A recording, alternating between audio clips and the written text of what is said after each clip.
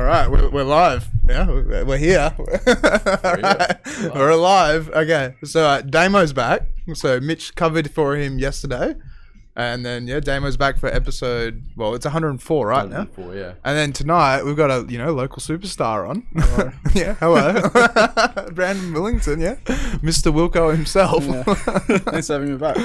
So what's been happening? I mean, It's just fucking more of the same, really. Yeah. We're literally saying, like, yeah, kind of doing more of the same stuff, like where he's growing and things like that, and because it's been like how long since we got you on? Like year and a half, probably. yeah, it's been I a remember while. It was much colder when I was here, and it was last year, so it must have been like winter of last year. Yeah, something like that. Yeah. Yeah, it was a long time ago. And that's when where you was just kind of like Literally, like, just started like that month. I'm pretty sure. so it was that month. I think it was. Shit. It was really close to then, anyway. And like it's come a long way now by the looks of it. Like yeah, doing really well. Got our own office. Got like 6 team members now, including myself.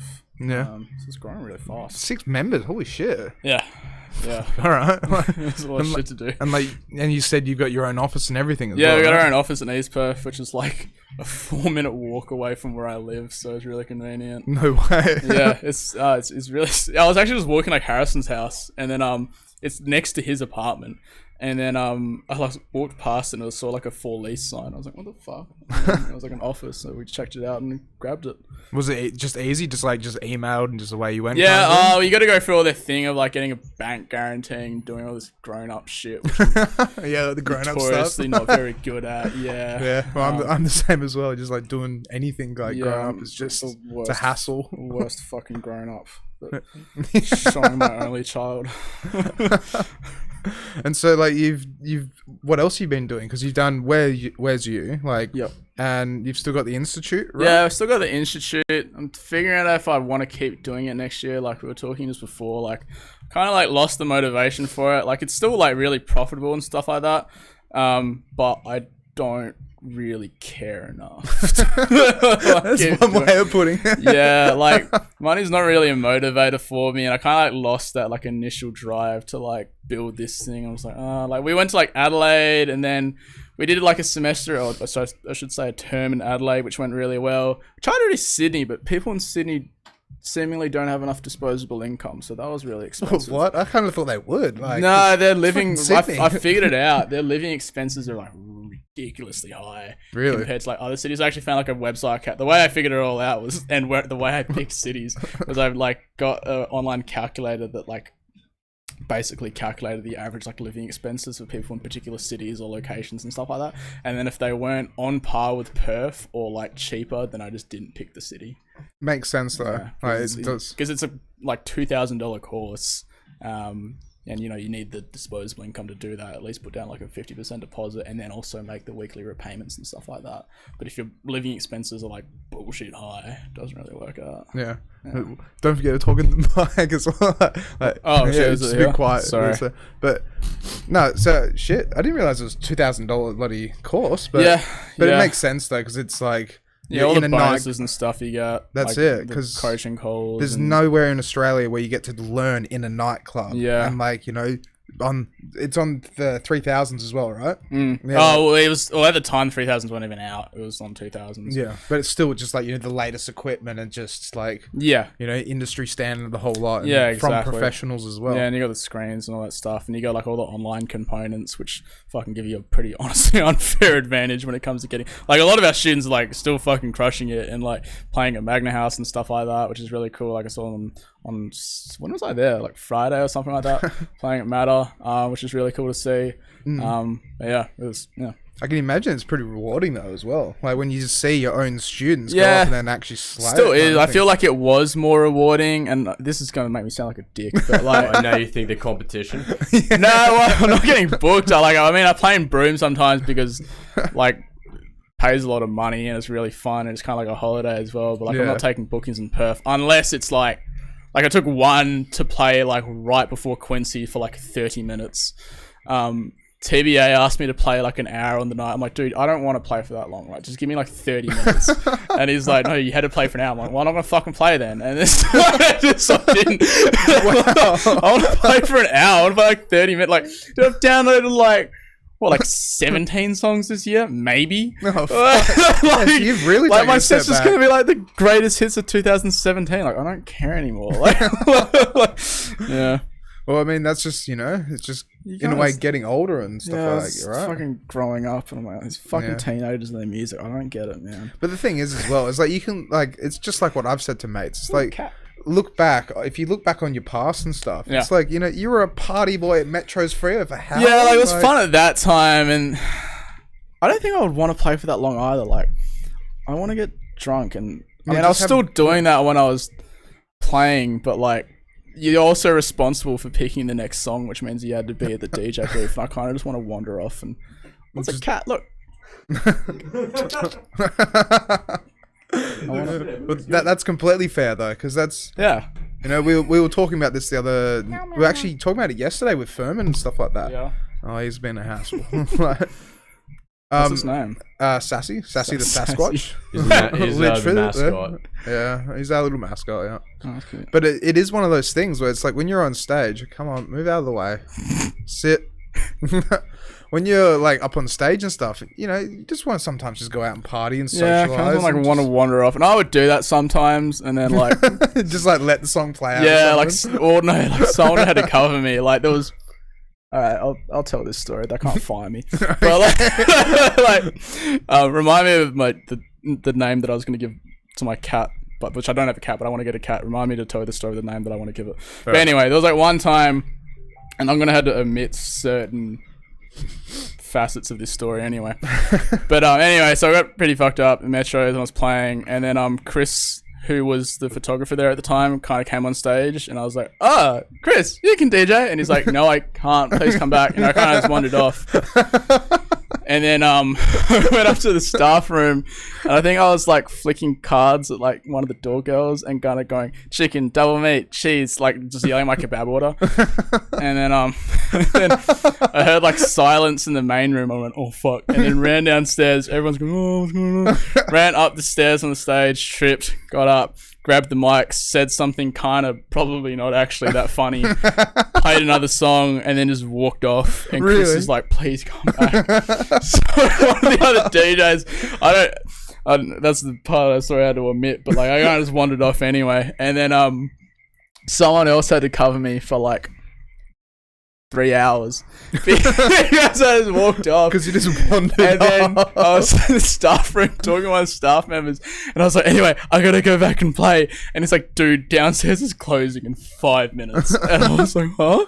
And then I went back down, and then I think TBH drove me home, and I was like, on the way home, I woke up the next morning, I'm like, you are gonna be in so much trouble. Yeah. God, like, anyway, and then I went back to Metros on the Wednesday to play at Next Gen, and kind of like before open, kind of like went into the office with like my head down, trying not to make too much noise. I was like, you're gonna get fucking grilled. No one said a fucking word. Really? And they're like, hey, Willco. I'm like, we're not gonna talk about Saturday. And they're like, what? I was like, just wandered off stage. They're like, oh, you do that all the time. It's alright. Yeah, it's just you. I'm like, I just get away with anything, yeah. Oh fuck. That's hilarious though. That's like, that's usually a fireable offense. I got away with too much stuff. They should have fired me a couple times, honestly. But I gotta ask, well, because like, haven't you left and then you've come back and you've left? Because like, nah, like, so everyone misinterprets that. Like, so I left Metros and I did leave permanently, and that was when I quit DJing. And then I didn't DJ for ages. I think I DJed once, literally for an hour to cover someone. I didn't even post about it. And then Arcade's one people thought that I've left like 5 times. So I left last year because I was just like, I just don't want to do it anymore. And then they asked me to come back, and I was like, all right, you guys know I want a pay rise though, right? And then came back, and then eventually, because like when I left the first time, they didn't have like a succession plan in place. I was kind of like, all right, like I'm gonna be gone in a month, so you guys, like I told them how to do everything. I was like, all right, just do it. Because what was actually your role? I was promotion. Well, my role was promotions manager, so I like handled the promotions team, like the promoters and stuff like that, and then I did all the social media marketing, which basically just meant I just ran it as a meme page. Because I have to admit, like the Arcade socials just worked tenfold. They just Just talk like mad shit about south of the river, and then when I like ran the Metros page, I just talked shit about north of the river. I was just like a double agent. It's funny, but it works though, because it's just like it was current. It was just like it worked with my sense of humor too, and like the fact that like I knew the customer avatar pretty well. Like that's a pretty important thing when it comes to like marketing, is like knowing who you're talking to. Like I knew everything. I knew where they were getting their kebab. I knew they were having sex in the parking lot at like 1 a.m. Like I knew like where they were having prees. I knew what they were doing. They were jumping the beer garden fence and stuff like that. Like I knew all the inside jokes. And so when I like posted a joke on the page, like it talked like directly to someone that lived north of the river. Yeah. And like if you were anyone else, you wouldn't really get it, but it didn't matter because you weren't coming anyway. Yeah, that was I think the advantage that we had. Well, like you knew your bloody demographic and you knew what you're doing. So. Yeah, I was getting drunk with them for half a decade, so it was kind of hard not to. Well, so how long were you actually doing it before like that? 5 years, I think. I think when I left just this year, it was like 6 years. Like it was from when when my 20th birthday, I remember, was my first night as promotions manager. It's a big role to take on as well when you know. Yeah, I was 20. I didn't really know what I was doing. I got better. It was like you kind of had to learn, and then I took on like more responsibility, and then is that kind of where the marketing started in a way? Yeah, that kind of started there. I was like, I was just like, I say it all the time when people ask me, like, the reason I got into marketing is because I'm really attention seeking. So it like really makes sense. And then I was like, like if you do this, like people will like your memes on a Facebook page. I was like, oh, that's cool. Yeah, like strangers on the internet will validate me. That's awesome. And then and then it obviously kind of evolves in like paid advertising, and then like funnels and offers and all the really kind of techie, I suppose, shit. Yeah, because I remember when you first came on and stuff, you said like you went to like America, and then on the way back, that's when you like started really. Like you found someone who's like... Yeah, some dude I was hanging out with, like we were trading courses, we were like illegally downloaded off like Black Hat forums. And then he gave me like Ty Lopez's social media marketing agency accelerator, whatever the fuck it is. And like in retrospect, the content was shit. But like it was like at least like it was a little like spark for me to go, this is interesting. I want to go learn more about this. And then, that was kind of like a starting point into getting into... Yeah, just this whole big world of just marketing online stuff. Advertising and things like that, yeah. How would you weigh it up as well, like with online and then like in person, like, not real, but like offline marketing? Yeah, so I suppose like that's really where you get into like sales. So for example, like your marketing, I think a common mistake a lot of people make is their marketing process doesn't take into account their sales process. Yeah. So like unless you're like an e-commerce store and people buy directly off of the website and there's no human interaction, that doesn't particularly matter. But if you're like, for example, like us, like the way we generate sales is we show ads to business owners on Facebook and Instagram that gives them a little like free resource, and then some of them, about 10%, 15% of those people will book a call with me to figure out if we can actually help them or not. This is all through Where You and stuff. Yeah. So like they'll see an ad, they'll get a free resource, and then they'll book a call into my calendar to try and talk to me and see if we're a good fit. And then on that call, I figure out like if they're qualified or not. And some people aren't. Like some people just genuinely aren't. And I pretty much figure that out. I can figure that out before they go into the call. Like they'll submit an application form, and then I'll look at it like, all right, you're an industry that we suck at, or we've had a client like you in the past and we did really, really badly, so we don't want to roll the dice twice on that. Yeah, that's fair. And then, but like some people are qualified, and then that's the sales process, and knowing like the customer experience they went through. Like the number of fucking people that actually hop on a Zoom call with me and the first thing they say is that they really thought the ad was funny. It's like that's kind of where your marketing into like your online marketing carries over into your like real life marketing, which is sales. Yeah. So that's how you can kind of carry that over. But a lot of businesses don't take that into account. Like their website and where people make inquiries doesn't carry over into like the conversation they'll have with someone on the phone or on Zoom or when they come into a store and things like that. That's something that a lot of people kind of have really disjointed. Yeah, and lets them down a little bit. Yeah, because that's the thing is like it's just such a big task to actually like marketing in itself to just try and actually like make your business profitable and the whole lot, and like get leads and get sales and the whole lot. Like there is so much involved that people just don't realize, like the back end of it kind of thing. Yeah, especially if like it's not what you do. So like for me, like marketing is like any business for me is any business. Most businesses is like relatively easy. So if I get a business idea, I go, okay, cool. So like this is how I would get customers. So I start with the customer acquisition first. I don't really start with the product first. I'll go like, all right, so if someone wanted this, like what website do I need to send them to? What's the sales process going to sound like and stuff like that? I start with the like revenue generating activities first. Yeah. Okay. Whereas some people aren't like that. They're like, oh, I have an idea and I can make a really, really good product, but I don't particularly know how to get. A lot of people are messaging me, so I'm gonna. Like, that's all good. Yeah. Do you want the customer acquisition real quick? Oh yeah, that's cool. Yeah, a lot of people are like really good at making a product, but they're not necessarily good at knowing how to generate interest in it and then convert that interest into something that actually give you the money. Like the biggest struggle in like most industries is getting a profitable like customer acquisition, especially in digital advertisement. We do it. Like I know our numbers off the top of my head. Every $5.30, if someone will give me their full name, their email, their mobile. Every $32, someone will try and talk to me. About 1 in 3 are qualified. So every $90, they got a qualified call booking. So qualified is like as if like I reckon we can help them probably, and then they help them. And after like the attendance rates and the show up rates and stuff like that, and I close at like 13%. I'll get every $560 I spend on ads, I'll get a client that'll be worth $10,000, maybe $30,000 in their lifetime. That's pretty good. Whereas most agencies, the industry standard is you break even on advertising in the first month. Okay. But my ad's funny, so we do it for cheaper. Yeah.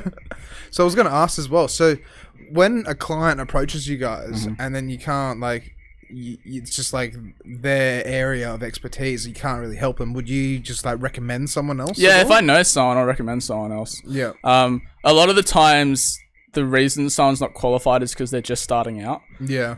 So for example, we typically don't take on any clients that are making less than $10,000 a month. So we're a really good fit for someone that's at 6 figures that wants to go to 7 figures. Yeah. But when you're below $10,000 a month, you're still like marketing isn't like the only problem that you have. You're still working out your product to market fit, your brand, like operations, finance, all this shit. And so like most people just think like clever Facebook ads is the silver bullet for them to make more money, but it's, it's not. I can 100% understand that. Yeah, and then some people get pissed when I like say that it's because I don't make enough money to pay you guys. I'm like, no, it's because like I'm gonna send you into the red, and you're not gonna be comfortable with that, and I'm not comfortable with that either. Yeah. But that's speaking the truth though. That's just being legit kind of thing. Yeah, Nick had a really good analogy for it. That what was it? We literally talked about it today. It's like paid advertising isn't the fire; it's the gasoline. So it's not like the initial spark. You need like a consistent flame before putting gasoline on it and turning into a fucking bonfire or something. Exactly, like yeah. That makes sense. Mm. All right, well, yeah. So so with the marketing and everything like that, so where you is going really, really well. Like, have you thought about going into any other avenues or starting any new businesses? Or so I'm starting another business like under the Institute company. I won't say what it is because that's all right. Doesn't really matter. But it's basically like the marketing and sales process is identical to both where you and the Institute. But it solves some of the problems that the Institute has. So, for example, the customer lifetime value is substantially higher, which means like the profit margin in their first purchase is dialed into 35%, but the profit margin on the consecutive terms is like 60 to 70%.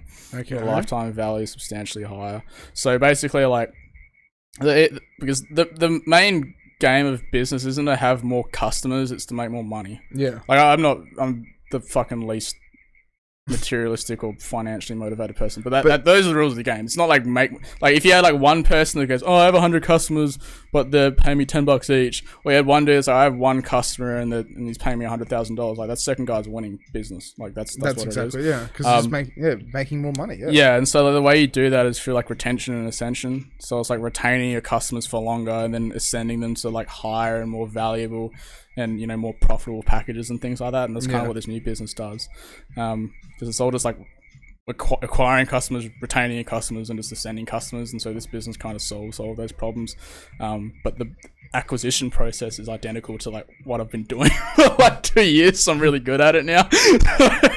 But yeah, and it'll be more rewarding as well. Like it's like it solves a pretty big problem that I'm fairly passionate about. And I think we'll have like a more net positive impact on the world because it helps a lot of people. And it solves a problem that economically can't be solved by the industry it exists in. Okay, so it's actually like a very niche, not niche, but like it's also a really big gap that everyone's experienced. Yeah. Or a very big problem that everyone's experienced. Yeah. Is anyone else doing it around Australia? Oh yeah, I'm sure there's like plenty of competitors, and like, and I know what they're charging, and I charge more.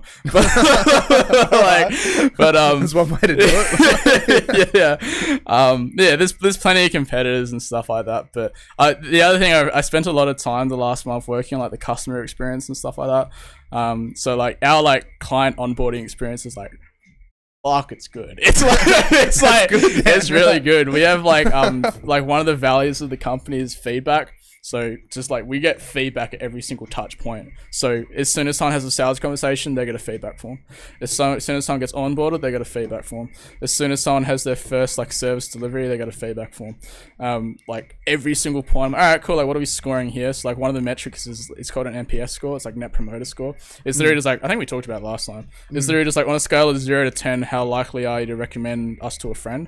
And I think it's like north of 8, you have they're called a active promoter, which means they actively tell their friends about you. If they're less than like 4 or 5, it means they're like actively talking shit about you. I think like McDonald's scores like a 2.5 or some shit. Really? There's some companies that like put a lot of effort into their customer experience, score like 9s and 9.5s and stuff like that. They do really well. But that's one of, you kind of got to do stuff like that in a way. Yeah. Like, because as you said, that's how you retain your customers. We actually have a fucking pretty bold guarantee that I just implemented this week, which is like, if you get to the end of the term and you aren't 100% happy with the service you delivered for the price you paid, and you're not happy with our team either, even if it's just you didn't like my haircut, we call it a happy haircut guarantee. I'll refund you your money in full without any questions asked. Wow. Yeah. Holy shit. Yeah. How long is the term though? So it's just like 10 weeks. Yep. Still. Yeah. That's actually that's a really good promise to like to get across. And some people will take us up on it, but like basically it's like a numbers game. Like the number of people that will take you up on the offer factored out by like the number of people that will like ask for refunds. Like it still balances out to a net positive. Like I could break down the math of it, but I'm terrible at math and I'm not going to do it off the top of my head. So. Yeah, that's fair. That's all right.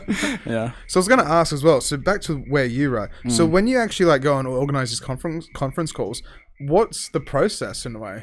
So like someone will see an ad from me, like the sales calls. Yeah, so someone will see an ad from me that's less than 60 seconds on Instagram. That's usually me just like yelling and like, and it's just like. Because the other thing is like we were talking about like knowing how to talk to your custom avatar before in the context like arcade, and like there's so many like so for example like business owners are really used to like marketing gurus that like overpromise and they stand in front of Lamborghinis and shit like that. Yeah, and so just like false promises. I've been running one ad for like 6 months that's still fucking killing it, and it's literally just like, hey, like if you want this thing for free, like it works. Here's proof it works for all of our clients, and like it goes, all right, cool. So like I don't have anything to sell you on the funnel. There's no upsell on the second page because that's a really common thing. Is like, oh, if you just get my name and email on the second page, you're going to try and sell me a course for $97. Yeah. And I'm like, no, I don't do that. And then like goes through the whole thing. I go, if you use it, it will work. But most of you won't use it, I know, because I can see only 10% of you log in to fucking watch this thing. And then and it basically gets to the end, and it goes like, look, if and only if you can't be fucked doing it yourself and you want to pay someone to do it for you, you can book a call for me and we can talk about us maybe doing it for you, but you don't have to. You're a grown up. You can make your own decisions. What a way to put it. Like, yeah. And then someone commented saying like, oh, what do you get out of it then? I'm like, some of you are going to talk to me about wanting to pay us to do it for you, and that's how I make more money on these ads than I spend on them. And like, it's like, I think the only ad I've ever published that gets like, because the internet's a mean place, man. Yeah, it really like, is, yeah. I just used to get fucking cyberbullied by boomers. But like all the comments, it's really bad for my ego too. Like all the comments are super positive. Like, this is the best ad I've ever seen. So transparent. That's what I'm going for. And so it's because I identified, like, I know what the customer avatar is because I am the customer avatar. I'm a business owner myself. Yeah. I identified all the stuff that they're used to, all the sales tactics they're used to, and I go, all right, cool. So if you want that, you can click it. And then so they download that free lead magnet, and then there's the second page that says, hey, like I've sent you that thing. Don't worry about it. You can watch it. But honestly, like that stuff's really good in theory, and if you use it and you do implement it, you'll be able to, and you do it correctly, you'll be able to fucking get the benefits. But if you can't be fucked doing it, and you've got a unique business and you're going to need a unique solution, if you want, my calendar's below. You can schedule a Zoom call to see if we can do it for you. At the end of that call, if it seems like we're a good fit to do it for you, if you want, I can give you the sales pitch for that. If not, it's fine too. But I'm going to try and sell you something if we're a good fit. Yeah. Which it makes sense though, right? And I know that. And then someone will book a call into my calendar. I'll get a text with like their app, like how much money they make, what their website is, what they sell, how they're getting customers right now, and I can pretty much figure out. Like I've done enough reps to know who we're a good fit for and who we're not. So if they're not a good fit for us, I just send them a polite rejection thing saying, hey, I probably can't help you. We suck at your industry, or you're not in the right place right now. Or if not, I confirm it, and then I hop on a Zoom call with them. I figure out what's wrong. I figure out if we actually can genuinely help them. 80% of the time we can. 20% of the time I figure out that we're probably going to bomb for them. Yep. And then I try and sell them our stuff. Yeah. And that's it. It's just like, bam. Yeah. This is what you got. Like. Yeah. And then there's no like high pressure sales tactics. It's just like, hey, like you're sharing a lot of traits with our winning clients. What do you want to do? Do you need it? Like, I've got to go talk to their accountant, their wife, their pet dog, some shit like that. They just got to think about it, whatever. Yeah. My favorite, depending how cocky I'm feeling, if they say they have to think about it, I go, look, man, if someone tells me they got to think about it, it's either there's a question you haven't asked that you're too shy that I haven't answered yet, it's the price, or you're just too polite to tell me to fuck off, man. Like, which one is it? Just tell me. Which makes sense, though, because that is a common tactic. Yeah. As soon as they say, it's like, oh, I'll go off and think about it. Think about it. It's usually that it's usually a price thing where they just don't want to admit it. I'm fine with that, but there's no pushy fucking. And follow up as well, like I schedule. I go, look, man, if you got to really think about it, just give me time to call you back. I don't want to keep cold calling you. So when we have a decision, I'll call you then. If it's fine if the answer's no, bro. Yeah. I got 6 other people that want to talk to me this week. Wait, how many people do you say you talk? Like all the ads are off right now. We're not doing any ads in December. Usually I'll talk to like 5 people in a week. It's not bad though. It's really good. It is good. That's a nice little pipeline of leads. Because it is a very successful company by the sounds. Yeah, it's going pretty well. We had our best sales month like last month actually. Oh, really? Yeah. And so like, is it mainly in Australia again? Because I kind of mainly just Australia. We were doing New Zealand, and we have had clients in the US. But the main problem is the time zone difference. Yeah. Especially if they want to have meetings. And I don't want my team to have to do meetings. Like midnight or something like that. New Zealand is sometimes okay. We've found one of the problems with New Zealand is the population size, actually. We actually just had a client that we told to cancel on us because basically like he did like cover bands for weddings, and there literally just wasn't enough. Well, like our ads are actually getting a really good cost per lead. It just wasn't getting enough volume because there literally just aren't enough people within 40 kilometers of getting married. That's it. So we told him, we were like, dude, like this isn't an economic. We told him to cancel, and then we actually gave him some options for us to just like hop on a call with them every month or two to like do it and stuff like that with him. So the population's only 5 million in New Zealand. Yeah, and it's it's really small. Yeah, it's just a fucking island, and so there's like one of the problems with marketing local businesses is literally just like how many people are within 10 kilometers of you. Like especially if you're like a gym, like the radius you market gyms at is like 7 miles, which works out to like 10 kilometers. Okay, and like depending on like if you're north or south of the river, like that could be like not many people. Yeah. And then like once you have an offer like and you've spent I don't know $300, that entire fucking radius has seen the offer and you got to refresh the offer and things like that. Or just rename it. But there's some problems that local businesses run into when they can only service a certain area. Have you done it? Like, have any of your clients been gyms or anything like that? Yeah. I did like marketing for like Kick-Ass MMA. Also did boxing there. I'm taking a break from boxing though because I'm sick of getting bashed all the time. They do really well. I kind of wanted to go into that as well because like the last time you were on, like you know, you were a bit like not unhealthy, but you're a rock star lifestyle, right? Now you fucking jacked. Thank you. I'm sore and hungry all the time, so I'm glad someone's noticing. So like, what happened with just like the change, the revolution almost? I just wanted to get like fit. Just like one day you're like, yeah, okay. Well, like I've been doing it for like I've had a couple personal trainers over the years. Like I started going to the gym in 2000 and Because I was like really unhealthy. Like my liver functionality test was like awful. Really? And it's like really bad. I was like dying. And then I was actually like when the doctor did the test, he actually called me before the weekend. He goes, "Hey, are you going out this weekend?" And I was like, yeah. And he's like, "Can you please actually not drink before we get the results back? Because the results could be like potentially catastrophic." I was like, "Oh, okay." Oh wow! Holy shit! So then I got like a personal trainer, shout out Joe Bebbington, who's now in the UK though. And then I was like training like 2 times a week with him, and then he went to the UK. I was training with like Nick, and then like McCouch, bro. I've known you for fucking years. Don't ask me to fucking spell your last name. Shout out Nick. Yeah. And then he got out of PTing, and then I started doing like boxing with like Bon and Zach Welch as well, and then my PT now is Harris Barclay, and I train with him like 5 times a week. Shit. So how often are you actually at the gym? So like full 5 days a week going? Yeah, every weekday morning, and then sometimes like a Saturday and a Sunday, and depending like how fucking sore I am. And so just the gym's really close to you, or like do you drive? No, I've got like 4 gym memberships. Hey, like I've got kind of what are the memberships? kind of like a polyamorous relationship with my gyms, but like so I'm a member at Stadium Fitness in East Perth because it's down the road from me. So when I train by myself, I go there. I member at Snap Fitness in Dianella to train with Harris, my PT. And then like every Thursday I train with my mate Brody at like Revon, like fucking Joondalup because he doesn't have a car and can't drive anywhere else. Fuck. And then yeah, the boxing gyms like Kick-Ass MMA, but I haven't trained boxing in like 2 or 3 months. Yeah. Because I'm trying to get bigger arms and. And so like, what exercises and stuff did you do? I'm just doing weights, just weights, just strength training and trying to. So you didn't really do any cardio or anything? Well, my boxing was like my cardio. I still do some cardio. I do like 30 minutes a day sometimes. Mostly just cycling or like a walk. Okay. But I don't do any running because my fucking joints are terrible for a 26-year-old. But yeah, but like I'm in a deficit right now, so like my maintenance calories is like if I don't work out it's 2,400. If I do work out it's 2,700. But I eat like 1,900 to 2,000 calories a day right now. And that's not that much, is it? Right? It's not very much. It's like 2/3 of my maintenance, so it's considered a pretty substantial deficit. So like what would you class like what foods would make up?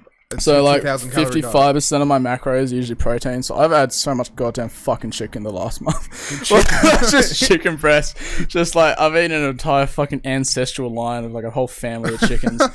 It's just like I'm not a good cook, so I just make the same meals over, and then it's easy for tracking as well. So like my lunch is usually just like 450 grams of chicken breast with 125 grams of rice, and I add some like salsa and mustard or something like that. And then dinner's usually like that's when I do my carbs, which will be like chips, like potato chips or something, and then like steak, like topside steak, because it's a slightly leaner cut. I don't have breakfast because I don't have the calories for it. So you just skip it completely. I train fasted, and then I'll just have BCAAs, like amino acids, so I don't like burn muscle, and then I have a protein shake obviously after working out, and then I'll eat like 12.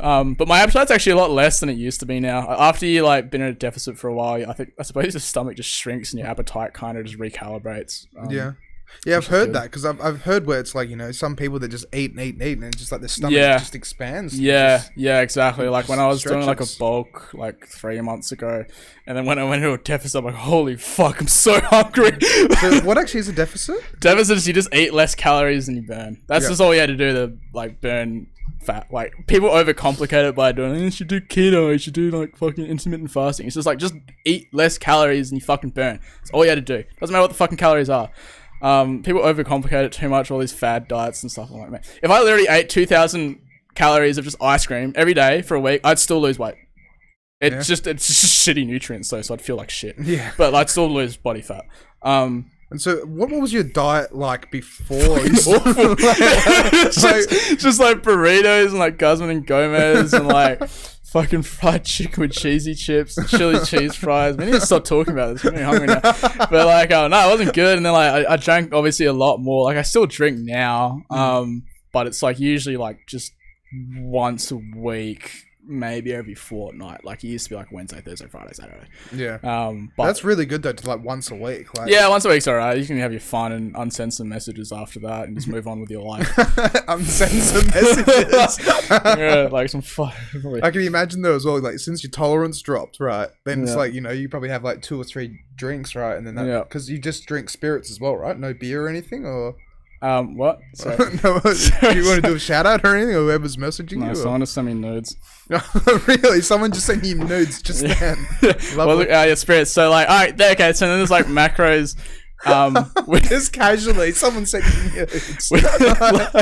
They're obviously watching and just like, yeah, this she said she was gonna do it. But yeah, so some alcohols are like better, like less. So for example, if you drink tequila, clear tequila is actually less calories than vodka and stuff, like the yellowy fucking tequila. Okay. But then it's just like it's mostly the biggest problem with drinking is that now I'm distracted. The biggest problem with drinking is like the kebab you'll get at like 3 a.m. That's it, yeah. And just eat like fucking 3,000 calories in one hit. But yeah, the diet's pretty good now. Dialed it in pretty well. I've taken so many goddamn fucking fat burners. Like, anyway, I'm pretty open with like my like supplement use, like banned and not banned. Like banned and not banned. Yeah, so like I was taking cardarine. Cardarine? Yeah, cardarine's like what's that? I think it's classed as a SARM, which is basically like it's basically like, I can't remember what SARM stands for, and I'm not a fucking. I should preface this by saying I'm not a fucking doctor, so I don't do anything that I fucking goddamn say. But it's basically like it will just metabolize fat a lot better. Increases your endurance. So when I started taking it, I was like fucking working out in the morning and then like doing like a 20 kilo weighted run and then like cycling for 2 hours and all this shit, and I was like, let's fucking go. It was like still going, and then I kind of like burnt out after 2 weeks. I literally like exercised like 2 or 3 times a day for like 2 weeks straight. Like fucking so much fat. That's good though in a way. Like. Yeah, and then I take a L-carnitine supplement. Harris is gonna fucking kill me if I forget what all these things are called. We've got I've got something else coming in the mail. I don't even know what it's fucking called, but thank God it got through customs because I'm pretty sure it wasn't meant to. Ephedra, and fuck, I can't remember what all these fucking things still, are like, thank God it got through customs. Like the ungodly fucking. Like, I had to carry a fucking actual bag to like the office now, and people think it's because I'm like going to the gym afterwards. Wait, here it is. Here. Is it? Ephedra, I think that's it. Is that the testosterone one, or is that the fat burning one? And it's banned in Australia. Yeah. Or at least you can't like import it anyway. There we go. Yeah, it is banned. So wait, why is it banned in Australia? Because it's what, like crack or something like that? It really speeds you up. It's like you're sending more, but more nudes. It's like I don't know. I think you just can't get it in Australia, so I had to like get it from the US. Okay. And then there's a testosterone booster I got. So like I got my test results back today, because when you're in a deficit, your body just produces less testosterone, which means you can't build muscle as fast. So I've got like it's a natural testosterone booster. It's not fucking steroids or anything like that. However, I'm very curious about human growth hormone. Is that right? Because yeah, there's a fat burning molecule in it as well. I can't remember called fragment something. But yeah, so I've got like a natural testosterone booster called Tonkat, I think it's called. Okay. Which I think is from Thailand. Out of all places, fucking Thailand. Yeah, and like there's some studies that like what is the bull shark testosterone? Nah. No, that's a No. PGA. Oh, okay. Oh yeah, no, that is isn't it? Yeah. Anyway, but yeah. Oh, what else am I taking? Then some like normal. Fucking put my phone down. Before she sends you more nudes. There's some I just take like a normal fat burner, just called Deficit, which is just like you can just get it over the counter, and it's mostly just caffeine, like what's it called? Fucking stimulants like coffee as well, suppress your appetite and things like that. So how many do you have in total? It's like what, like 6 or 7? So like in a day, I'll take obviously my protein powder and my creatine, which is that's just normal. Yeah. And then 9 grams of L-carnitine, which is 9,000 milligrams. That's 9 grams, right?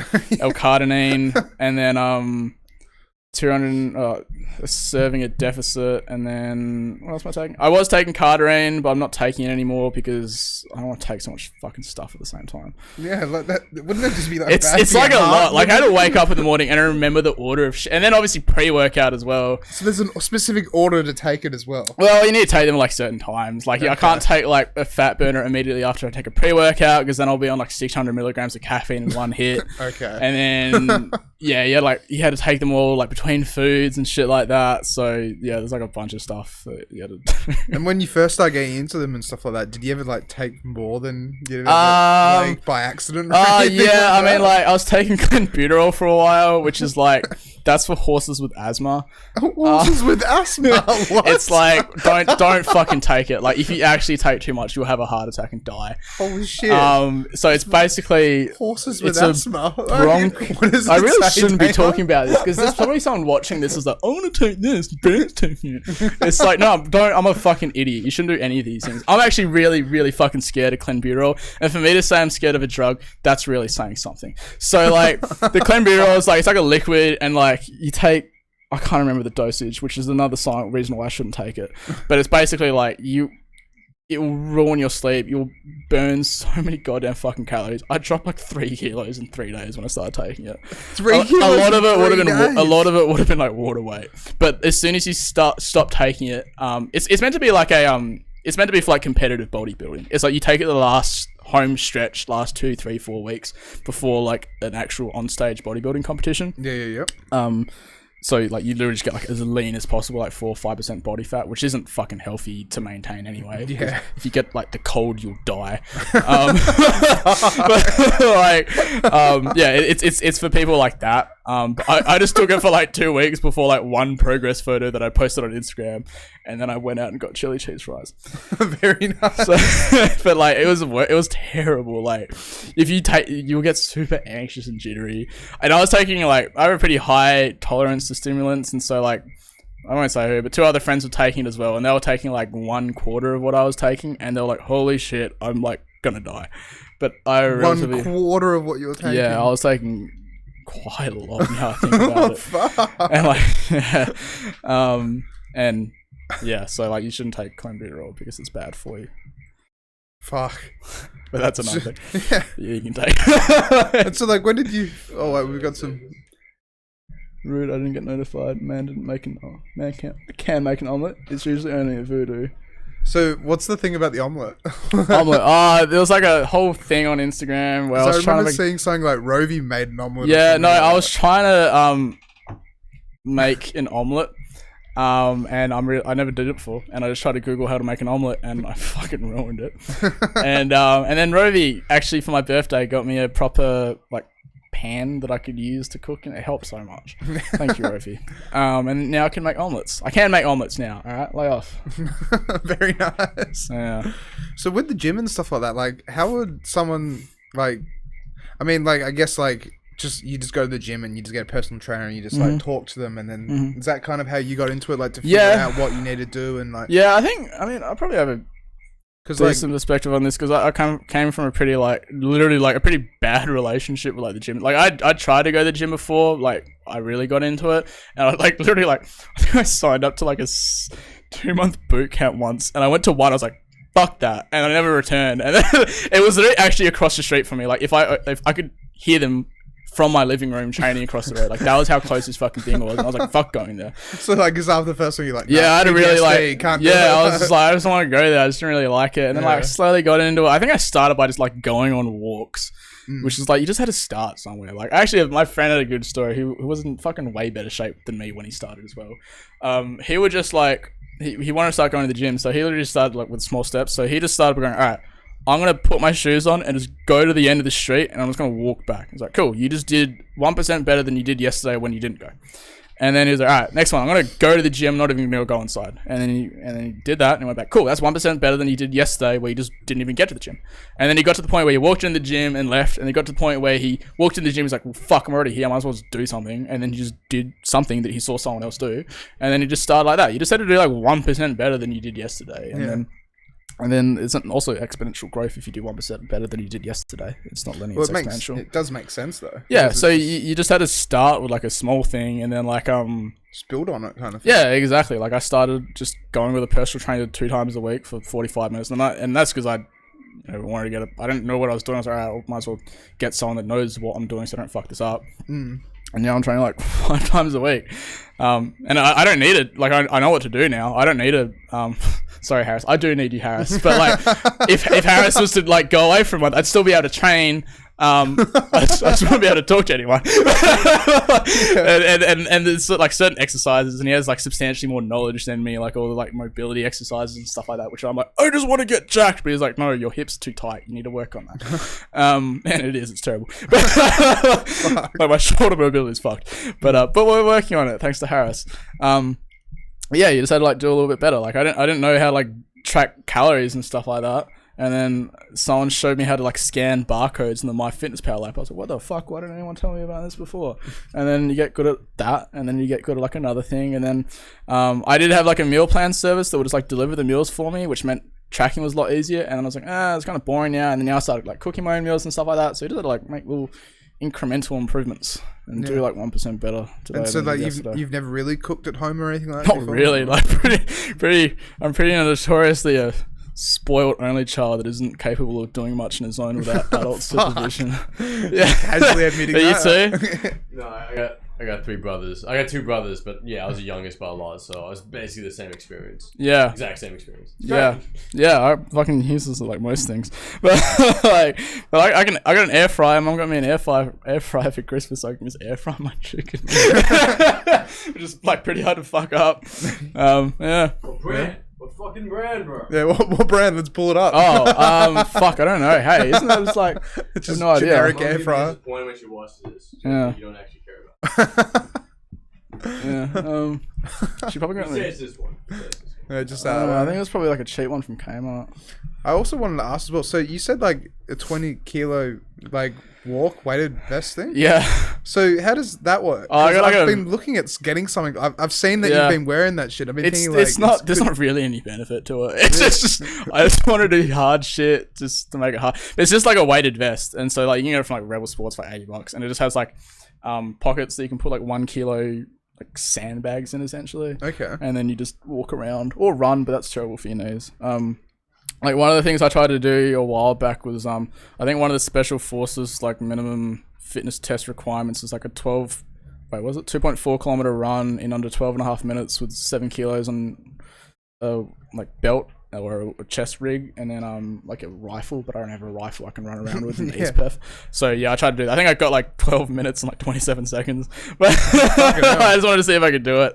But yeah, that was just me when I was like on performance enhancing drugs and just wanted to walk around and just listen to like heavy metal music with like big ass headphones thinking I'm David Goggins or some shit. Fucking But hell.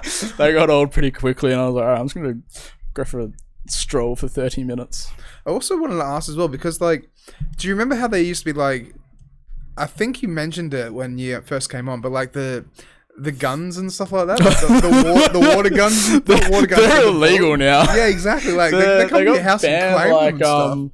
But like you had a few, didn't you? I had Like a fucking heaps. yeah, didn't you have like a 50 cal rifle? Yeah, like like sniper? a 50 cal thing I sold to someone. I had a what was it, like an M4 thing? It had like a laser attachment. It had like an infrared sight too, so like you could only see the laser if you had night vision goggles, and I have fucking night vision goggles. Oh, okay. That's sick.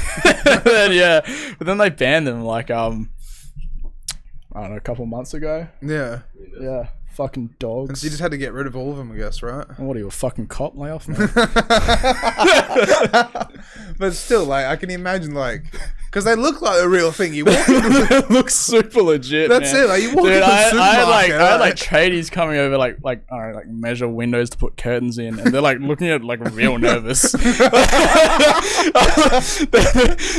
guy's like looking over his shoulder. And shit. It's just like, where the fuck are we going? Yeah, it was like he goes, oh, they're like paintball guns or something. I'm like, just measure the windows, man. You want this Yeah, guy's don't over- worry about it. You're here to do a It's job. like the best you can do on price, but like, yeah. Yeah, fucking hell. It sucks though, I guess, like, because Oh, that well. would have been a lot of fun, right? Back Yeah, in the I had a business idea where I was gonna like start like an arena. day. Really? Yeah, like a laser tag arena, but it was gonna be like gel blasters. I thought that'd be cool. That would have been sick. I think there was some ruck around Perth, but evidently not anymore. Yeah. But yeah, Well, it sucks. It's just a fun place, right? yeah, fucking dogs. So, yeah. So what else has been happening though? I mean, you said as well you've been going to Broome and stuff like that, right? Fucking been there so So, many like, times. how did all of this come about? So my mate David, who was just messaging me then, he was like venue manager there, and he's like, "Oh, do you want to do some events up here?" So basically, the deal was like, I'll do the marketing, I'll go up there and play, and basically I do like a profit share with the venue, so that I'll get like the door, and then like all the ticket sales and door sales and stuff like that. Cover like DJs and flights and all that stuff, and yeah, we just like play at the Rowie, which is like fucking really good. So like they have like a wet t-shirt contest on the Thursday, so I fly up on the Thursday afternoon. And then Very nice. yeah, the first time I went there, I was like, "This is the greatest thing ever." Because it looks like it gets quite It's busy. fucking like- busy. It's like it's really good. Population's small and there's not many venues, so everyone just goes to the Rowie. Shout out to the Rowie. But yeah, and then I did like a couple events there. We did like, what did we do the first one? Can't remember. We did like a bikini bottom broom one, which was just like, I don't know why the fuck they let me name it that. I was just like, I was just listening to like the closing theme song of the SpongeBob, like just over and over, like, and then Yeah, fucking fuck it, let's just name it that. It's like there's nothing else on. Like, it doesn't matter what we call it. Like, who gives a shit? and then People will go anyway. yeah, I was like, "There's fucking nothing else on. Dude, I could call it whatever the fuck I want." And then we just go to that. And then we didn't even have any SpongeBob shit on. And like there was nothing. It was just a poster. And then what else did we do? Fuck, we did like a heroes and villains thing, which is like fucking 5 people dressed up. I had a cape on. I took it off after like 4 minutes because it was too hot. Yeah, that was really good. I was going there like every 3 or 4 weeks. But like, it's the wet season. Yeah, yeah, that's a fucking thing that we do. That's awesome. Yeah. Okay. That's sick. Days. Yeah, that's good. Yeah, but it's like apparently, I don't know what wet season is up there, but apparently it gets like really quiet and humid up there Yeah. for like the next couple months. So I'll take a couple months off. But I'm back there February 4th or 10th or fucking something, and going back there. Fuck yeah, though. It's like it's a holiday. Yeah, it's basically just a holiday. You just pay to go up there, and you know, like the accommodation, like your room's like 150 meters from the green room, so it's like it's pretty good. And then yeah, so it's just like a domestic fucking bender that I go on. Oh, maybe that's something I could talk about. I could talk about that domestic thing that I was doing. Did I tell you about that? No. So Domestic thing? just What? brilliant business idea number 5 billion and 8. But like I was like, 'cause I was going to Broome all the time, so I was like, oh well, like no one can really go on Kentucky, so we can do like a domestic Kentucky. I was like, fuck it, we'll call it domestiki. And so like I started it the next day. Then but like it was pretty ambitious. I was trying to like, it was like 3 weeks away. I'm like, fuck it, let's give it a shot. Because one of my old clients and Nick, my old PT, works in tourism. I think his dad owns like Visit WA or something like that. So I can link up like really cheap flights and organize it and all that stuff. And obviously I can do the advertising for it. And so we tried to do that. We got leads and stuff like that. It was just like it wasn't like far out enough for people to pull together like $1,000 for like the like flights and the common stuff like that. Yeah. That was gonna be really cool. I might launch that in like 3 or 4 months. What places would you actually go to? It was just gonna be like a weekend bender in Broome. Okay. It was literally just gonna So be it's like not really it was literally it was yeah no it was just like, well, fucking, you can't go to Europe, so I'm like, fuck it, we'll go to like Broome. It's close enough to everywhere. It's fucking close enough to Bali, I guess. But like just go to the row. yeah, it's like you see the itinerary. It's like wet t-shirt contest at the Rowie, Friday strippers at the Rowie, and then it's like Saturday Brandon's playing at the Rowie. Like, I was just like, yeah, I just wanted my friends to go with me. So I was like, fuck, I'll start a business around it. It's gonna be really fun though. But I'll start. I forgot about that until this morning. Actually, probably Yeah, start no, that again. kick that out. That'd be hilarious. Yeah, we got like a lot of interest in it. Yeah. It was just when I tried to do it, it was like literally 3 weeks away from when we were meant to be flying out. Yeah. And deposits had to be in within like 14 days. So. Yeah. And so no one did actually go? No, we actually had one person who was really keen, and I told him, like, look, we're not going to get 20 or 30 people, don't worry about it. We'll try again in a couple months. Next but time. I still fucking went. But yeah, that was a good fun anyway, though. And so who have you been going up there with? And like, is this going to be like a concurrent thing now, like doing the bookings and stuff up there? No, I don't do the bookings. I just not like bookings, but like tickets. Yeah, I'll probably do like, I don't know, like once a month if they'll have me or something like that. I'm really not fast. I don't do it for the money. It's just fucking a profitable holiday that I go on, really. Yeah. But it was like me and David, and we would organize it because there was the venue manager there, and then like we'd bring up just fucking whoever we wanted to. Like Quincy came with us. Michael Bell was always support act. Support act. He's so mad about that. Like, really? We like had him on the poster, and like we were just fucking with him. We just put him as the support act, and then every single time the poster came out, we made his font slightly smaller. It was just like a font.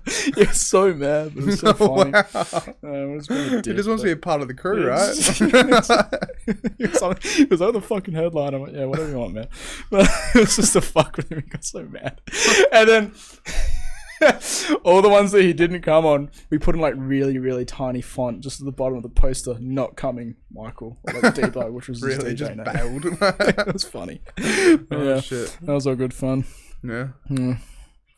And so then, like, have you ever thought about doing anything like, you know, inland, like more like Esperance or anything like that? Yeah, or, I was talking to Quincy about some ideas like that.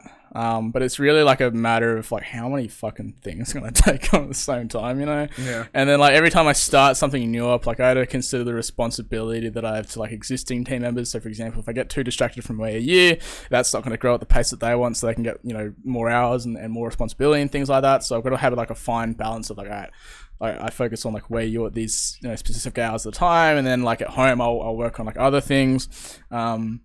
And then I'm notoriously bad at like taking up ideas and literally starting and like building out the entire marketing sales process like in one night. And I'm like, all right, it's done now. We can take customers. And then yeah, and then just like bailing on it because I get bored. So I had to like sit on ideas for at least a couple of weeks and Yeah, actually that process. and actually like flesh it out and like, you know, you really want to fucking do this? Like we had this ongoing joke about like the number of fucking domain names that I own. That it was like just how many domain names do you actually fucking own? 30. Like Why do you own? because I'll 30 get an domain idea. names? I'm like, that's clever, and then I'll buy the domain. Like I Do you have a list that we can pull up or anything? Like that? not on my phone. I can the best ones probably got any caps.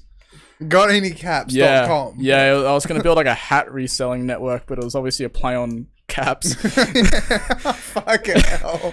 Let's just sell hats. Yeah, I think I've got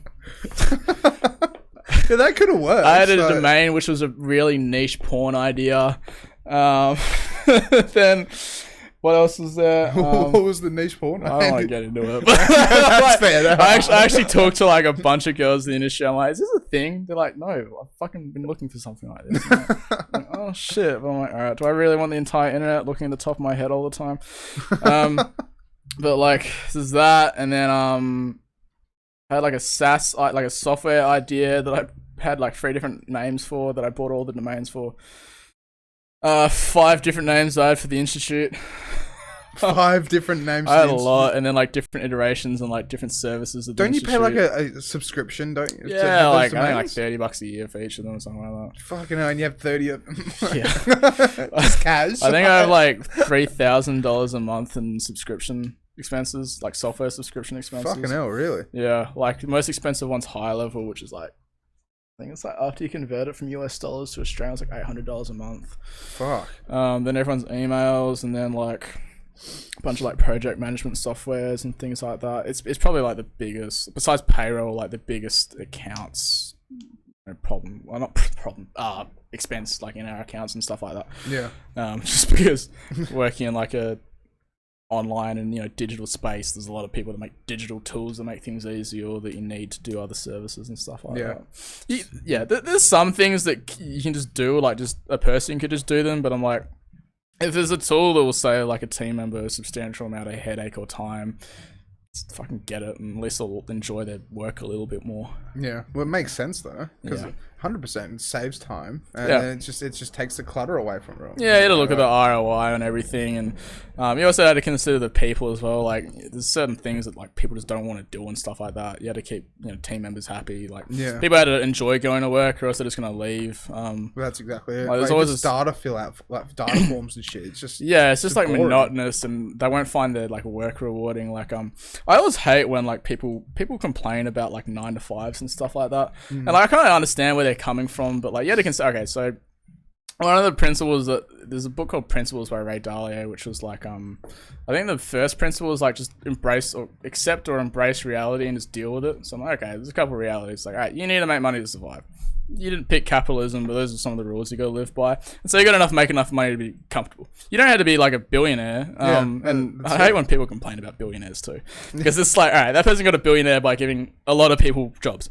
And providing a service that obviously people benefit from. But anyway, I'm going on a tangent. But so you had to make money to survive. So you might as well like find something to do with your life to make money and meet that requirement that you're actually going to enjoy and find rewarding and stuff like that. I can understand people that like work in jobs that it's not what they want to do with their life, but they just had to get a job to pay rent and stuff like that now. But they should make proactive actions and make proactive decisions to work towards something they want. Most people just don't figure out what they want to do. That's it. So it's just like start there. Like most people just like, it's like what's the common thing? It's like once you just like finish high school, you just get a commerce degree. Yeah, it's like you didn't sit down and think about that. It's either you kind of got pushed into it. Yeah, or it's exactly. Like, that's what everyone else is doing, you got pushed into it. That's another thing. Is like people like make decisions based on, or they'll do things, or show things that they think are like just gonna like just to please other people. Like it's really fucking. I hate the like entrepreneur fucking world, because there's just people trying to like flex Lamborghinis to try and impress people. Oh, fuck, who cares, man? Like, that's it. Really. It's just like if you live your entire life just trying to keep other people happy, it's gonna be like lying in your deathbed, like, oh fuck, it's like, okay, at least I thought it was fucking cool. It's just like it's so fucking dumb. It's just like you might as well like find something rewarding to do, and then like at least have goals and work towards them and things like that. You don't need to be a billionaire, and your goals can be financial, but usually like money for me anyway, and I don't really like talking about money, but like money for me anyway is more just like a byproduct of like other things that I've achieved. So it's like, okay, so like I find it rewarding getting like helping grow businesses in the way they otherwise wouldn't be able to do themselves. This is their fucking mission statement, right? Yeah. Because obviously they were passionate enough about their business that they went into all this risk becoming a business owner to try and solve a problem they want, even if it's just like fucking fixing garage doors or something like that, right? They're passionate about that enough that they went into all that risk. So if I can like help, or at least we can help those people, grow and help more people, that's rewarding. So for example, like Perth Diesel Performance is one of our clients, and like on surface level it looks like we just sell Toyota Land Cruiser parts on Facebook ads. But it's like, all right, that's the first order consequence. The second order consequence is like, all right, someone got like an upgrade to their fucking Land Cruiser, so when they go forward driving with their mates, they can enjoy it more. And then you can consider the byproduct of that is like more people enjoying going outside and enjoying their hobby and shit like that. Yeah, just doing their thing. Yeah, exactly. And so that's rewarding in a way. So the way the institute's rewarding is you can look at it like a DJ course, but you can also look at it as I remember every single fucking person's phone call they did with me, where they talked about how they wanted to go play in all these particular clubs, and then I got to go watch them play in all these clubs. Like I got to watch them play on Saturday and stuff like that. So that's rewarding. Yeah. And the byproduct of that is like just the money. Like the business has to make money to be able to serve customers and things like that. That's it. Profit isn't. Yeah, profit isn't like fucking evil. It's like, I hate all these fucking people. You just want to like profit. It's like, no, I need to fucking make money so I can make this service better. And then, yeah, anyway, that's my little fucking anti-communist rant. But I 100% agree with that, honestly. Yeah. Like, because that is the way to do it. It's just like find something you want to do and then just, and then it's like figure find it a way out to and enjoy it. Just do that and then meet your rent and petrol and that's fucking it. food requirements and shit like that. Yeah. Because like you get to a point that like once you start making stupid amounts of money or whatever, then, and you have like you know, some people just don't have that many responsibilities anymore because it's all like people are doing the work for them, or they've employed them, or done whatever the situation is, right? You just get bored almost. That's exactly it. Like, that's the same for me, but I'll give a more extreme example because I'm not a fucking big business owner in any sense. I wouldn't want to pretend like I am. But one book I read recently, which I would recommend, it's called, we'll talk about it before, it's called $100 Million Offers by Alex Hormozy. Okay. You want to pull that shit up, Jamie? I wanted to say that. I wanted to say that this whole podcast. I was waiting for a moment. But say it. You can say it whenever you want. It's so funny. That's actually what I imagine in my head when I deadlift. Is like, pull that shit up, Jamie. So anyway, he wrote that book. That's probably like the best business book I've read in a while. I've read a lot of business books, and it's like once you read like 3 or 4, it's like, all right, I get it. This one was honestly really, really good. I'd recommend it. I was reading it this week, and I read it twice already, actually. How big is it? How many pages? And stuff like it's not particularly big. It's as big as it needs to be without being a piss take, which most business books are. Anyway, so he has a really good YouTube channel as well, which I'd recommend. And it's like, man, I fucking love his channel. He's like, most people that post on YouTube have something to sell you. He literally opens every single video by saying, my name's Alex Hormozy. I own a like collection of businesses that does $100 million a year. I have absolutely nothing to sell you. He just like shares useful stuff. He's like, he makes $100 million a year. He just shares really useful stuff. He doesn't flex or anything like that. Doesn't even have expensive cars. But he makes like fucking $10 million in like dividends, not revenue. We're talking like $10 million will go into his bank account every year. Fucking hell. Sorry, every month. Sorry, every month. $10 million in dividends. Fuck. Anyway, so he talked about like when he built him here as well. Yeah, that's a really good channel. Everyone should watch that. I really recommend it. It's cool. Go guy. on though, yeah. Anyway, but he talked about like when he was like 31, he was like, yeah, he basically retired. He's like, he has nothing to do, because he had people in places that could do his job. And he's like, it was the most miserable like year of my life because I had fucking nothing to do. So it's like the whole reason you get into the game is to do something you're enjoying and play a game that you enjoy. So why would you take yourself out of the game? That's exactly it. It's like saying like, I want to play baseball, but my team's better than me, so I'm just going to let them play and sit on the bench and just watch. It's just like, what's the point? It's like, you got to do stuff. I think like people are like by nature meant to do something. You can trace that back to fucking neurochemistry as well. That is 100%. Yeah. So like you can trace it back to nature and you can trace it back to like neurochemistry as well. So like we get like rewarded. So there's like dopamine, which is like reward chemical in your brain. There's oxytocin, which is like love and companionship. There's serotonin, which is pleasure, which is like if you take caps. And there's cortisol, which is like if you're stressed and stuff like that. And they all physiologically affect you in different ways. And so dopamine is like the reward drug. So like if you achieve something, you go, oh, I want to do more of that. So it's basically like improvement and doing things and getting rewards is basically like hardwired into our brains for fucking millions of years. Yeah. And then you can trace it back to like what's nature? It's like, all right, the whole purpose of nature is like evolve and improve or die. Yeah, that's it. So it's like that, and that's not just like on a like over the span of like millennia. It's like millennia is made up of days too, and so you're meant to like improve each day and you know fucking evolve each day, which is what I was talking about before, like the little 1% improvements on the day before. Exactly. Yeah. So there's traces back to that as well. So it's like, why don't you just find shit to do and like try and get really good at it? So for example, I'm trying to lose weight. I can track that. Lose like 650 grams roughly of body fat a day. I'm trying to get to like 11 or 10% body fat and things like that. That's rewarding, and it's not necessarily like getting there either. That's like, all right, I'm done now. It's like no, it's like you enjoy the journey, you're going there, and then you get to another point. It's like, all right, what's the next goal? It's like, all right, now I want fucking a 200 kilo deadlift. I can do 160 right now, I think. Fucking hell. Fuck, 160 deadlift. I think it was 160. It might have been 170. That is impressive though, because I don't even know what I can do. Probably nothing. No, fucking start doing it. But that's it. Just do 1% better every month or something like that. Yeah. But what was the tangent that I was making? Yeah, it's just like trying to, you know, pursue goals and not just like get to them and like, all right, done now. Yeah, you had to keep fucking finding targets to aim and shoot at. Well, that's exactly it, because if you get complacent, it can lead to depression and all sorts of stuff. Yeah, exactly. I really shouldn't talk about it on this because I'm not a clinical doctor or a therapist or anything like that. But if you just like go out and start like achieving things, just fucking like make your room. It's like, all right, did something today. Fucking sick. Got a little bit of dopamine. That's good. Dopamine's good for, you know, helping depression and things like that and finding reward. That's it. Yeah. Mm. So yeah, what other books have you been reading? Not many recently. Like I said, just took a break just because. Yeah, like I just wasn't finding anything too good, or at least that I hadn't read a billion fucking times already. I did. Yeah, honestly, I haven't read anything that good. I think like my favorite books of all time would be like, favorite business book of all time is now that Alex Hormozy book. Yeah, I'm probably gonna give that a read, to be honest. It's really good. Like, it's really good. Seems, yeah. He's got some other ones coming out. You're a Moby Dick fan, bro? Am I a Moby Dick fan? Not really. I kind of want to get into is it fiction? What's the non-real one? Fiction. Fiction. Yeah, I kind of want to get into fiction. I just don't know where to start.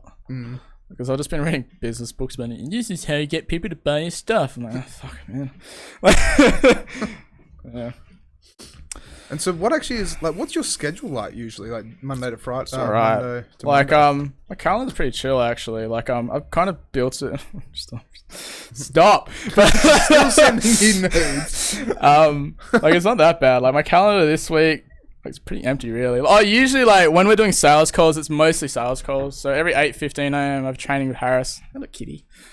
Oh, I got a quick tangent. So I was going to get a cat called Catamine. Catamine? Yeah, because Rovi has a cat called Pingers. Michael has a cat called Kickons, and they're both black cats, like black tabby cats. I was going to also get a black tabby cat and call it Catamine, and then when you get the three together, it would be a Kickon. Yeah, that'd be sick. Anyway. That'd be alright. Yeah, no, it's actually pretty short. Every weekday morning, I train with Harris for like an hour, and then get to the office at like 10, and then on Mondays, it's usually just like a team meeting before lunch. Yeah, just like that? Like that. Yeah. With bigger pupils. And then usually just sales calls. That's basically like the main thing that I do, main deliverable that I have at Where You, besides like overall strategic planning of quarters and years and stuff like that, which isn't really something that I particularly see me do a whole lot, but it's something that I'm constantly kind of ticking away at. So yeah, just sales calls, and then usually finish work at like 4 p.m. and then just fucking chill out. Yeah, just find something just, to do. It's not that like demanding. I hate the whole hustle porn thing where people think you have to be like, just fucking go. Get up at 5 a.m. fucking while you're up, or like while you're asleep, fucking someone's getting your bag. It's like, man, fuck off. I want my 8 hours. That's completely fair though. Like, yeah, it's just like, as long as you're doing stuff and you are hustling to an extent, you don't have to just be go. Yeah, like, it doesn't have to be like fucking balls to the wall. I don't like it. You don't I hate have to this be whole 300%. message that Gary V pushes. I mean, like, Gary V? yeah, like, fuck, man, that dude's Who's like Gary 30 V? and he looks like he's 70. He's like this entrepreneur guy, like in that spectrum of like entrepreneurial celebrities, and he's just like fucking constantly going. This cunt, I actually think he's in his mid-30s. This dude looks like he's 70. He's aged so badly. It's just like, I mean, some people are like that. They're super hardwired for just constant dopamine hits, like constantly need to be working on something. Yeah, I mean, I guess he's had a net positive impact on the world, trying to encourage people to pursue businesses and things like that. But like, I don't like the message he spreads that's like, just fucking get up at bullshit o'clock or anything. Like, he kind of says he goes to sleep at like 12:30 a.m. and gets up like 5. I'm like, bro, you're going to die. Yeah, 100%. But like, they've proven that. Like, if you don't get your 8 hours, 7 hours of sleep, it's damaging. Like, yeah, it's terrible. like, really bad for you. It's so bad for you. But yeah, I don't like the whole like hustle porn thing. Like, and then people like neglect their friends and family and stuff like that. There's more to life than just like selling your fucking product or service to people. Yeah, it's obviously rewarding, but you can't like neglect everything else entirely. That's it. Like, you got to just kick back or just hang out with friends. And yeah, exactly. And then you're not going social things. Yeah, it's not going. Yeah, yeah, it's fucking perfect example. Yeah. Some of his like actual advice too is just like, he just says things like, Why'd you buy food and water? The fuck you need water for? It's all update bullshit. You live for the fucking weekend? You fucking piece of shit fuck. Get that trash out of here, Johnny. Instagram. You're a loser. I'm Amazon. I'm so fucking grateful, man. Stop it. Fucking hell, alright. How long does it even go for? 8 minutes. And there's actually, Just there, that was It's too so- much. it's all from actual quotes from his videos too. It's Really? all like, That's all it's all quotes. fucking Actual legit quotes, too. yeah. He says like actual things, and it's just like some of the stuff he says. I'm like, man, you're just saying words now. Like, it's just fuck, man. I don't know. Well, I guess, he's gone to the point where he's so wrapped up in his own world again. Yeah, that kind of happens, but whatever. But like, yeah. Yeah, no. The answer is my schedule's not too bad. Yeah. Okay, that's right. Then. I like to hear things. It used to be worse, but then but usually when you start out in business, it's pretty bad because you're doing like everything until you can afford to like delegate. Yeah. But luckily, we've got a good team that's better at their jobs than I would be. Like I was saying before, like before the podcast, I'm like, usually if I touch something now, I'd break it. So I'm like, I'm just gonna fuck off. I'll just sell stuff to people. I'm good at that. Fancy saying that though. So if I touch it, I break it. It's Yeah, just like it's happened a couple times actually. Really? yeah. Like, I don't know. I'll like examples. delete an entire ad set or some shit, and then like I won't know how to undo it, and I had to ask Nick. And I'm like, oh fuck me. Like he still yells at me about like not using URL parameters. I still don't, but like yeah. Yeah, that's the whole thing. You go like find people that are like better at your job than you are. Like, all right, you can do this, and then if they're also really good at it, it means it's what they want to do because it means they proactively go out of their way to try and be an overachiever at that. Yeah. Which means they actually enjoy what they do as well. They're not just like, because if someone's actively trying to get better at something outside of their like billable hours, it means that they actually like something. Because they're taking up their fucking spare time where they could be doing literally anything else. That's exactly it, yeah. And it just shows dedication. Shows Yeah, that exactly. as you said, they're into it kind of thing. You gotta find stuff that you enjoy doing. But that's just where you have to like find those people in a way. Yeah, and that's hard. Yeah. I Like, could definitely imagine like just trying to pinpoint the Oh right my employee for the right job. yeah, kind it's of just thing. like when I opened the Seek ad for that new company that I'm starting. We got like 150 applications, and I took on 2. Shit. Holy shit. Yeah, but actually, I was actually kind of lucky. The first or second person I interviewed is now like the head of a department, and then the second person will be like starting when we actually like start like delivering the service and stuff like that. Yeah. So I got pretty lucky there, but like me and Caitlin, who's my PA, would like go through like the applications, and I was like, the bar is so fucking low. Like, Really? like, well, my bar's high, but like the middle of the bell curve is really bad. Like, I gave this like little fucking mini TED talk, I suppose, at the office a couple months ago now. What, where's Yeah, your office? yeah. Talking about like what I look for and like talent, and mainly so I could tell them what we should look for in talent. So if they spot people like this, because it's really hard to find people in an industry, they know to point them out, and we can start putting them through like a recruitment process. Yeah. And like basically like everything is like there's no whiteboard here, but everything is like a bell curve, right? So like you got the chunk of people here. Pull that shit up, Jamie. There you go. But like He's onto it. but by definition, like most people are average, but the average is just like so low. It's like, yeah, there you go, exactly. Most people in that second and third, what is it, quadrant? Am I remembering math correctly? But yeah. So by definition, most people are average, but like the actual skill set of the people that exist there is just like so remarkably low. And I think it's just because I'm used to just like, and this sounds really cocky, but most of the people that I've fortunately hung out with have been in that fucking upper fucking quadrant where they're just like proactive overachievers. But like trying to find them is just like trying to find a fucking unicorn. Yeah. Depending on, especially like in our industry, like digital marketing, it's like most people say they can do digital marketing, but it really just means they know how to post on Facebook and Instagram. It doesn't mean they know how to do like paid advertising or like fucking, I don't know how to do Google Ads. That's why I had to hire Nick, because I sold Google Ads to someone. I was like, fuck, I don't really know how to do this. And he gets on. But yeah, exactly. And so just trying to find people like that's really hard. And the other thing you had to look for as well is not just skill set, it's culture.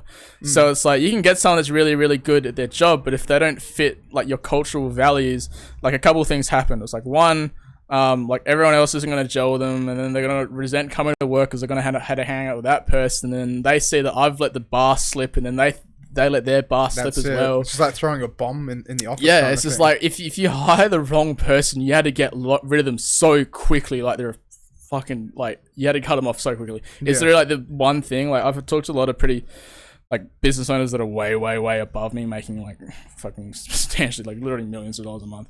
And they're all like, if you hire the wrong person, you get the gut feeling fire in the same day. At least you got to bring it up that you think you've made a mistake hiring them. And then if they don't meet the standard by an agreed reasonable deadline, you got to get rid of them. Yeah. You had to set the standard first, because if you just fire someone by saying you didn't meet the standards, like, well, I don't know what the fucking standard was. That wasn't fair, and that's not fair. That is fair. Well, that makes sense. Yeah.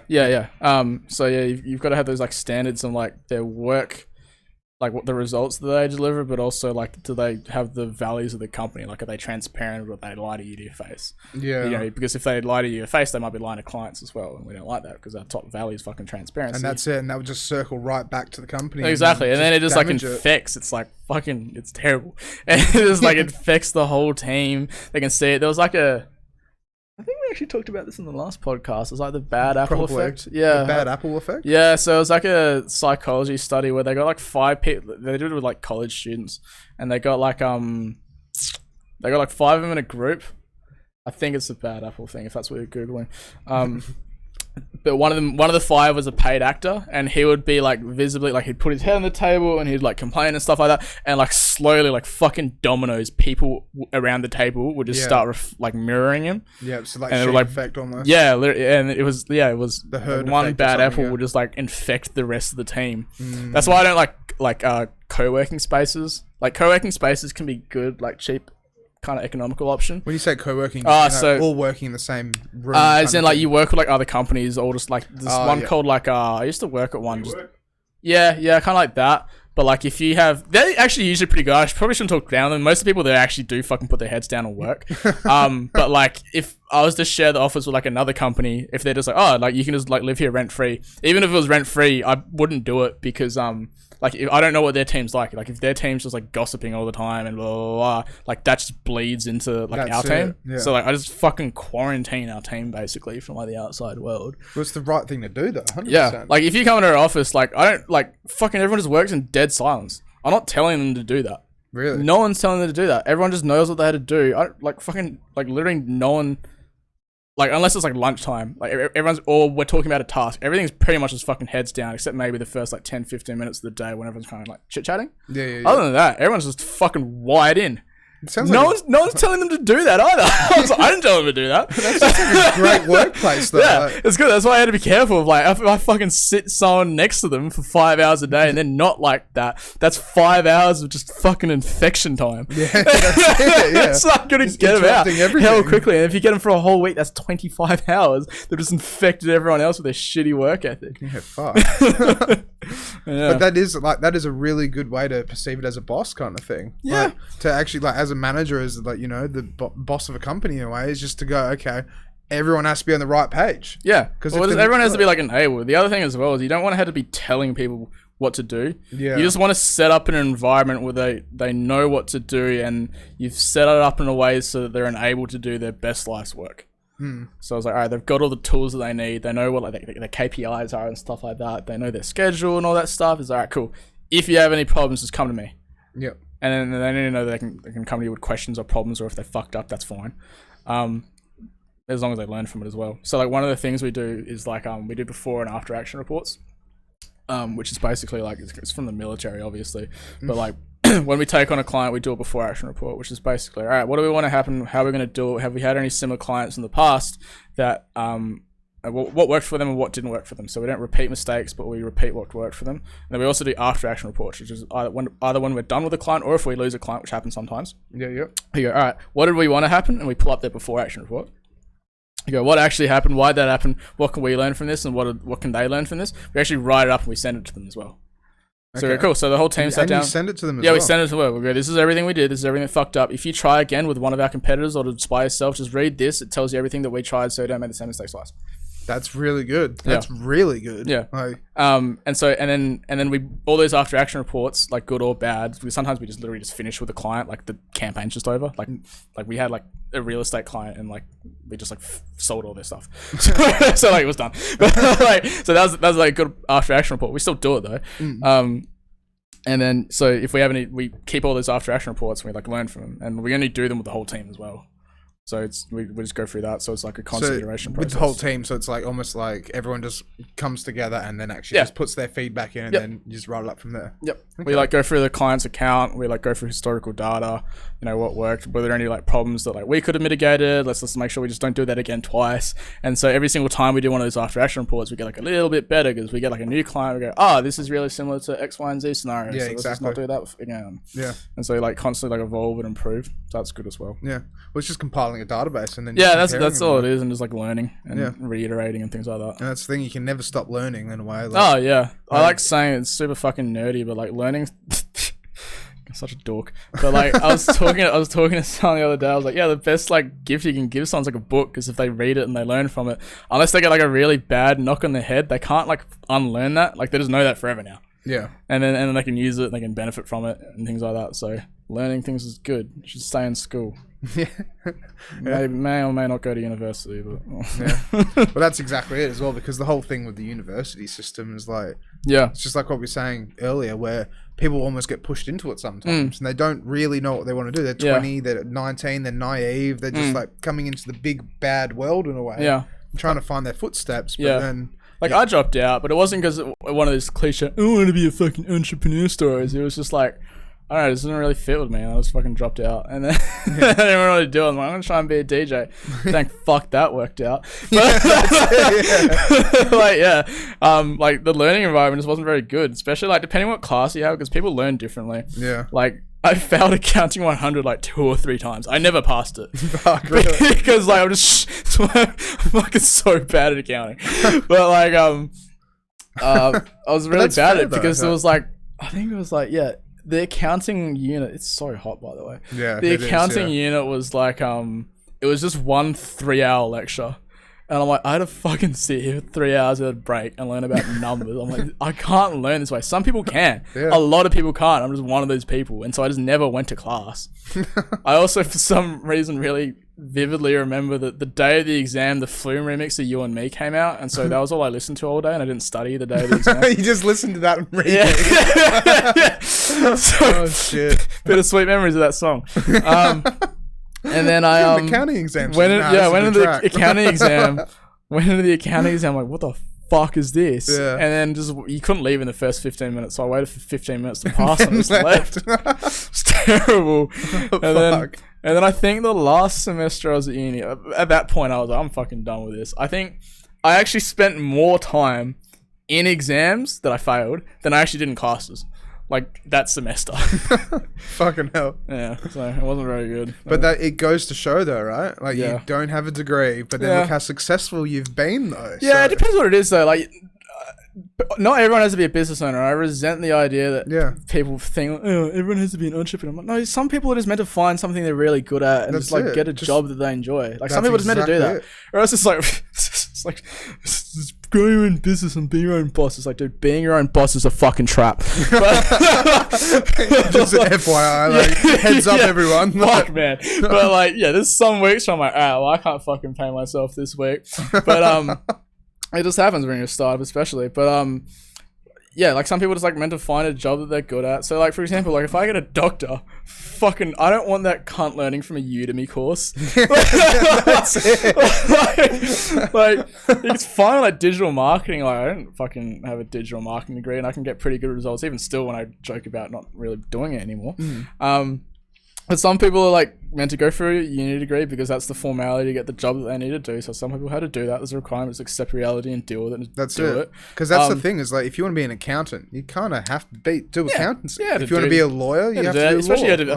Especially if there's like qualifications for your industry and things like that. Yeah, that's it. Yeah. But if there's no real. This sounds so cliche, but there's no qualifications to become fucking self-started business owner. That's exactly it. Yeah. Yeah. Entrepreneur. You kind of you just kind of fucking start and just fuck it up a bunch of times. Like I don't know how many I've started now that I've either abandoned or failed, but but that's the thing is like you've learned from it, you've grown from it, and you keep going. Yeah, so like I've started, failed, or succeeded, or abandoned enough now that like if I get an idea, I can start it within a week, like legitimately within a week if I take my time too.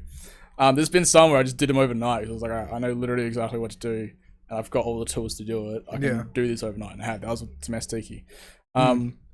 But some people just aren't like that, and they haven't done enough reps and stuff like that. Yeah. That's why I always joke with like the team, like there's no qualifications to becoming a business owner. So sometimes like you had to like deal with that.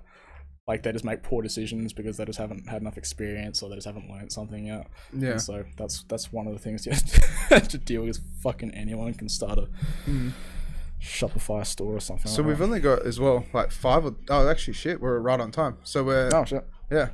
We've only got well let's go for like another 5 or 10 minutes. But Cool. is there anything you want to plug or anything? No, it's nothing I really want to plug. I didn't really come here to plug anything. Yeah, that's fair. We'll just have a banter. What about have a all good that chat. internet marketing thing, man? Isn't this the time for shine? Start plugging shit. Yeah, I mean, like, you can if you want. I mean, like, Go for Want to it. plug your clients' businesses? Yeah. any of the clients' businesses. I'm just trying to think. Like, most of the people that would be watching me here, like, wouldn't really be fit for where you. I mean, if you want Toyota Land Cruiser parts, go shop at Perth Diesel Performance. Other than that, I mean, no, not really. To be honest, like, if you want us to run your internet advertising ads, just like go through our funnel. I'll try and sell you our stuff on a Zoom call. 13% chance we'll buy it on the call. Cost anywhere from $1,400 a month to $2,400 a month, but you'll make substantially more than that, and that's why our clients pay us for it. Yeah. Well, it makes sense though, because it's successful, right? Yeah. No, I don't really have to plug anything. Do you guys have any last, I don't know, questions? No, not really. No. Fucking sick. Yep. Yeah. What a way to end the episode. Just fucking, we're done now. Yeah, that's it. We're done, guys. But cheers for coming on. Thanks for having me again. This I has just appreciate been it. like a really good, just casual conversation. Just I like hanging the out. chance to get slightly more philosophical on some tangents as well. Yeah. So people know I'm not just all fucking, Just rock star party boy. just fucking breaking into the green room at Magna House. There's slightly more to me than that. All right. Well, yeah. Thank you. Yeah. No, thank you. Bye. So, yeah. Cheers for watching, guys. This is going to be like one of those awkward endings ever. Oh, fuck. All right. Well, yeah. Cheers. And then we'll be back next week on... Jesus Christ, she sounds a lot. How many? Like, 1, 2, 3, 4, 5, 6. 6 nudes in the space of an hour and a half. That's mad because I didn't reply. Yeah, I'm not surprised. All right, so next week, Monday, I'm pretty sure we've actually got the Joe's Juice Joint DJs coming on. Oh, I fucking love that place. I had my birthday there. Yeah, it's a banger of a place. Fucking sick. And so, yeah, going to talk to them all about, like, collecting vinyl and just, like, just doing that kind of side of DJing in a way. That's cool. So, yeah, tune in on Monday. All right, we'll see you guys next week. Gotcha.